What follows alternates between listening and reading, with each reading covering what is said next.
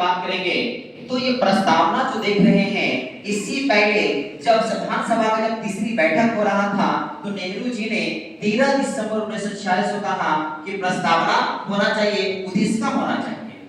इसको यहाँ पे अमेरिका ने ऑलरेडी पहले ही से लिख के रखा हुआ था, तो कहा कि कहां से लोगे, तो कहा कि अमेरिका से प्रस्तावना ले लेते हैं। लेकिन प्रस्तावना की भाषा आया कहां से? ऑस्ट्रेलिया से। कुछ लोगों ने कहा कि आत्मा है, भारत का भाषा ने क्या बोला कि आत्मा है। पूंजी बोलेंगे अर्नेस्ट बोलेंगे, उद्देश्य बोलेंगे नेहरू, और दर्शन जो है जनता बोले, बहुत लोग बोले, खास करके सुप्रीम कोर्ट देख रहे हैं, सुप्रीम कोर्ट ने भी प्रयोग किया किसका, तो यहाँ पे दर्शन का, किसका बोलेंगे? दर्शन का, सुप्रीम कोर्ट। अब यहाँ पे लोगों ने कहा कि इसमें सुधार हो सकता है कि नहीं हो सकता है। किसी ने कहा कि भाग वही नहीं है, और जब भाग नहीं तो संशोधन नहीं हो सकता है। तो बोले सुधार की बात करेंगे तो बेरू वाले जवाब 1960 में इसमें कहा गया कि सुधार आप नहीं कर सकते, लेकिन केशवानंद भारती बनाम 1973 में कहा गया कि आप संशोधन कर सकते हैं, और इसका संशोधन का प्रयोग जो है ये एक बार संविधान प्रस्तावना में हुआ है, 42वां संशोधन 1976। ये कौन है? इंदिरा गांधी की सरकार ने यहाँ पे संशोधन किया।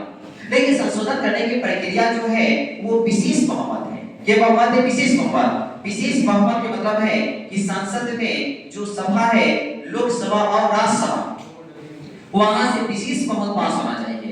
लोकसभा से भी 2/3 और राज्यसभा से भी 2/3, तब यहाँ पे संशोधन आप कर सकते हैं। अब यहाँ पे प्रस्तावना जब बन के तैयार हुआ तो कहा गया कि देश के लिए क्या करना चाहते हैं और देश की जनता के लिए क्या करना चाहते हैं।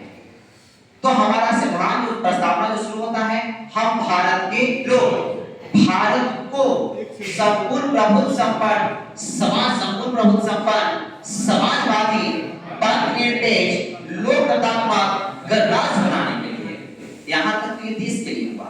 अब यहाँ बोलेंगे संपूर्ण प्रभुत्व संपन्न का मतलब होता है कि पूरा मलिकाना हक हमारे देश का है, चाहे वो बाहरी आक्रमण हो, चाहे आंतरिक आक्रमण हो, या हम किसी देश से दूसरे देश पर निर्भर नहीं है। जो है हम खुद का है, किसी पे निर्भर या किसी के नियंत्रण में हम नहीं है, क्योंकि पूर्ण रूप से एकदम संपूर्ण हो चुके हैं। यह हमारा देश संविधान करता है, प्रस्तावना करता है संपूर्ण प्रभुत्व संपन्न समाजवादी। समाजवादी में कहा गया पूंजीवाद और सरकारी को दोनों को मिला दिया गया। ज्यादा आप पूंजीवाद कीजिएगा तो महंगाई आपका बढ़ेगा, ज्यादा सरकारी कीजिएगा वो भी स्थितियां खराब हो जाएगी। अब यहाँ पे कहा पूंजीवाद में कहा गया, सॉरी समाजवादी में, कि यहाँ पे संशोधन हो गया। इंदिरा गांधी की सरकार ने 42वां संशोधन 1976 और यहाँ पे समाजवादी शब्द लाने का पंथ निरपेक्ष का मतलब है इसी भी संशोधन के माध्यम से लाने का काम किया गया है। पंथ निरपेक्ष का मतलब यहाँ पे पथ मन की रास्ता, यानी कि आपका एक रास्ते में कहा गया कि आप किसी भी रास्ते चले, मंजिल आपका एक ही होगा, वो मंजिल आप किसी भी धर्म को अपना सकते हैं, कोई दिक्कत नहीं है। इसमें कहा गया कि एक राज्य में खुद का एक राजकीय धर्म नहीं हो सकता है। जब एक राज्य नहीं हो सकता है तो केंद्र में आप कैसे हिंदू राष्ट्र बना सकते हैं, यहाँ बात आता है। अब इसी के बाद धर्मनिरपेक्ष की बात आता है, यहाँ से लोकतंत्र। यहाँ पे जनता के हाथ में बात हो रहे हैं। जनता दो तरह शासन करेगी, या तो अपने जनता संग्रह से प्रत्यक्ष रूप से जनता शासन करेगी, या फिर अप्रत्यक्ष रूप से जनता द्वारा चुने हुए प्रतिनिधि उसका पे शासन करेगा। तो ये लोकात्मक है। तो जनता बोलेंगे प्रत्यक्ष करेंगे। इस तरह के जनमत संग्रह का जो प्रयोग है ये स्विट्जरलैंड में, जनमत बोलेंगे जनता अप्रत्यक्ष है, अपने द्वारा चुने गए जो प्रतिनिधि होगा वो शासन करेगा। गणराज्य का मतलब यहाँ से आता है कि वंशानुगत नहीं होगा, यानी कि राजा का बेटा राजा नहीं बनेगा।